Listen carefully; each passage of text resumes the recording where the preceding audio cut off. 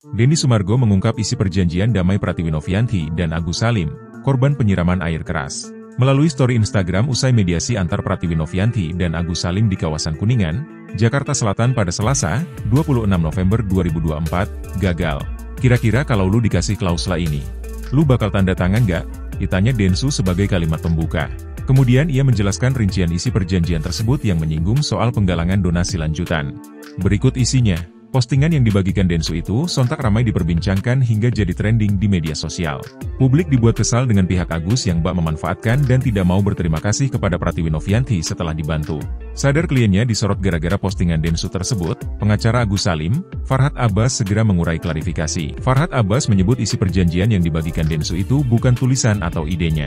Kata Farhad Abbas, isi perjanjian tersebut sejatinya dibuat oleh pihak Pratiwi Novianti. Itu bukan saya yang nulis, itu bukan tulisan saya. Itu permintaan mereka, pihak Novi.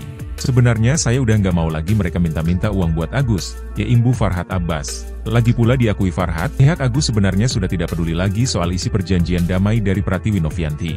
Diakui Farhad, pihaknya kecewa karena sikap Novi yang ogah berdamai dengan Agus. Tidak pernah saya nulis-nulis itu. Maunya apa? Mau tulisan apa mereka? Kalau memang itu mau netizen, mau Indonesia dan Novi silahkan tulis, kita nggak peduli.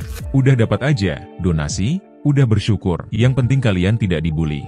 Kita berharap dengan damainya itu si Agus tidak dibully lagi. Tapi ternyata sekarang masih mau direkayasa, kita mau mengusir orang. Dianggap kita mempersulit. Tidak, itu kejadian seketika yang mereka bentuk yang membuat kita marah dan membuat kita merasa menemui tamu yang tidak punya tata krama, ujar Farhad Abbas. Adapun terkait isi perjanjian yang dibocorkan Densu, Farhad tegas membantah poin tersebut dibuat oleh timnya. Poin itu, kalau misalnya Agus meninggal, keluarganya tidak bisa menuntut, itu doang. Kan menguntungkan yayasan. Itu dari dia, Novi, dari mereka semua, tidak ada satu huruf pun. Itu perjanjian antara Novi dengan Agus, kita nggak ada terlibat di situ.